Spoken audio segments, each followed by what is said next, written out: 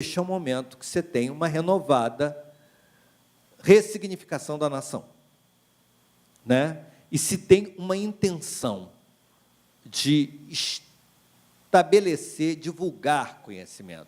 Vejam, por que eu estou dizendo que serve para a gente olhar a universidade? Eu falei da mídia da época, eu estou falando de pesquisa, eu estou falando que as pessoas aprendiam pesquisando, iam se tornando docentes do Museu Nacional, mas eu estou deixando de falar de uma coisa importante, que são as exposições. Isso, de alguma maneira, eu falei da exposição antropológica, falei da renovação de exposições que a gente vai ter em diferentes momentos do tempo, da frequência ao museu, né? Vocês podem imaginar que o museu tivesse 7.000 visitantes em meses, poucos meses, nos anos 50? Era uma grande diversão, tá? Ao contrário do mundo de hoje, era um outro mundo, né? Mas o museu desenvolveu o tempo todo uma educação para a ciência. Isso não começou no século XX. No século XIX, já havia grandes palestras para o grande público. Claro, vamos entender que o grande público era muito diminuto, era elite letrada, tá? Essa elite letrada foi um pouco expandida na Primeira República, mas, a partir dos anos 30, ela foi muito mais expandida, sobretudo a partir da entrada do Estado Novo, né? Não à toa, Edgar Roquette Pinto, que foi uma figura fundamental nesse momento da cientificação do museu, nas bases do início do século XX, né? Com paradigmas essencialmente da ciência alemã. Roquette Pinto é o patrono da radiodifusão e da divulgação científica, da radiodifusão científica, né, do cinema educativo e da divulgação científica. O museu produzia, no museu que eu entrei como aluno aos 23 anos, a gente achava pedaços do passado, né? Então, tinha retratos que tinham sido pintados para fazer parte da comissão da exposição antropológica de 1882, na minha sala tinha um retrato desses. Eu vivia desesperado, dizendo, isso daqui é uma peça histórica, tira esse negócio daqui e guarda isso direito, né? Mas, às vezes, a melhor maneira de ficar guardado no Museu Nacional era ficar assim, exposto no corredor, tá? Naquele momento, porque a gente não tinha espaço, né? Mas também tinha uma série de cartogramas, grandes croquis. Você pode imaginar o que seria no início do século XX, deste país, ter um mapa descritivo do corpo humano, um homem nu em corte sagital, quer dizer, não era um homem, né? Era um desenho, né? Em corte sagital, assim, pela metade, né? De um homem e de uma mulher, explicando as funções para ser usado em classe de aula no sistema do ensino público do Brasil inteiro. Aquilo não era apenas enviado, claro que isso não chegava no interior, chegava nas capitais, mas era enviado e se planejava fazer mais, né? Então, quando o museu entra na Universidade do Brasil, em 1946, tá? Ele era uma instituição com uma vida própria. Eu, quando cheguei lá, ele ainda tinha gráfica própria,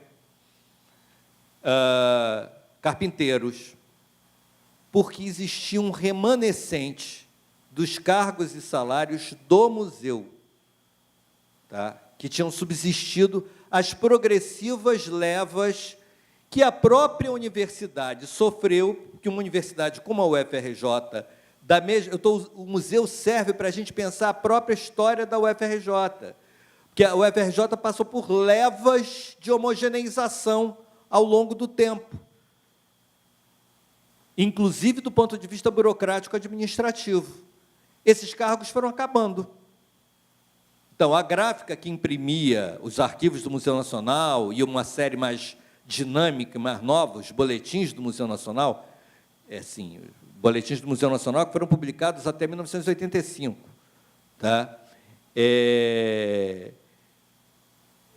Essa gráfica acabou, porque já não tinha como repor quadros. Então, o que eu quis dizer até aqui, e a gente vai caminhando para o final, que eu já estou falando há um bom tempo. O museu é um excelente lugar para a gente olhar, de longe e de perto ao mesmo tempo, o que se faz quando a gente faz uma escolha pela universidade. O museu tem uma ênfase na pesquisa, na produção de conhecimento. Mas ele não é só isso. Ele também é formação de pessoas capazes de produzirem conhecimento e de formarem outros produtores e disseminadores de conhecimento. Assim como toda a universidade é. Vejam, quando o museu entra para o UFRJ, que não era o UFRJ, era a Universidade do Brasil, em 1946, e vejam, Universidade do Brasil. O Museu Nacional, tá, tinha um decreto que outras instituições tinham, que transformava em instituição nacional, instituição representativa da nação. É óbvio que a UFRJ era uma resposta, né, a Universidade do Brasil era uma resposta à pretensão paulista, né, de que tudo começou lá. E o Museu Nacional é a melhor prova de que tudo isso é mentira. Né? E ter vindo para dentro da UFRJ, da Universidade do Brasil, que para mim é difícil falar Universidade do Brasil. Meu irmão mais velho, 13 anos mais velho que eu, quando entrou para a universidade, ainda era Universidade do Brasil, virou a Universidade Federal do Rio de Janeiro depois. A gente lida com pesquisa, mas a gente lida com formação de gente, a gente lida com disseminação de conhecimento. E com o desejo de expandir a consciência, uma visão de mundo pautada na ciência, né? Uma visão de mundo mais generosa, mais equânime. Nem sempre foi assim, mas se há algo que a gente pode dizer é que as ciências, de alguma maneira, sobretudo as ciências, no caso da antropologia, procurou repensar seus piores preconceitos e fazer uma autocrítica pesada ao longo de todo o século XX das suas noções estruturantes, dentre elas a categoria de raça, né, que se desconstrói e ela se reconstrói, né, como instrumento de discriminação em muitos momentos. Felizmente, hoje, ela pode também ser construída como um instrumento de discriminação positiva e não apenas como de discriminação negativa. Como eu disse também, cada setor do Museu Nacional evoluiu de uma maneira diferente. Se a gente for pegar os vultos, Fundação Carlos Chagas, de amparo à pesquisa do Estado do Rio de Janeiro, Hospital Clementino Fraga, todos esses nomes são vultos da nossa história institucional, né?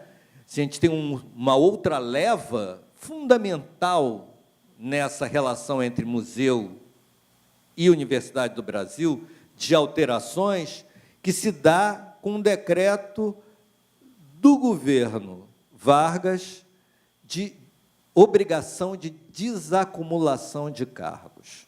Porque, durante a chamada Primeira República, as pessoas eram catedráticas em 5 lugares diferentes e não iam a nenhuma.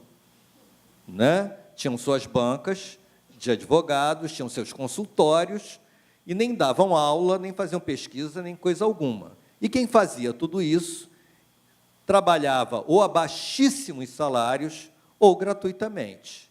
Isso foi essencial na vida do Museu Nacional e da Universidade do Brasil e da Universidade Federal do Rio de Janeiro. Cada um teve que se definir por uma posição e teve que trabalhar. Embora a estrutura da cátedra tenha permanecido até o parecer Sucupira, isto foi sendo, aos poucos, transformado, né? A gente vai ver o surgimento de um Instituto de Ciências Sociais, né, para a formação de professores, mas também como um lugar para pesquisa, né? A gente vai ver essa universidade se complexificando e tendo esse papel fundamental no então Distrito Federal. Lembremos disso. Hoje, os colegas da UNB são chamados para tudo que acontece na burocracia do Estado do Brasil, do governo federal, tá? Até a capital da República sair do estado da Guanabara, da cidade do Rio de Janeiro, de onde vocês acham, quem vocês acham que eram os pesquisadores solicitados? Eram os pesquisadores da UFRJ. Tá? Então, assim, a gente tem uma outra história na vida de todas as nossas instituições, que é a transferência da capital para Brasília. E, claro, a ditadura militar, né? Sem a qual a gente não entende uma série de coisas. Eu diria que esse período, a partir da desacumulação nos anos 46, abriu vagas para uma nova geração ultra interessada. Foi a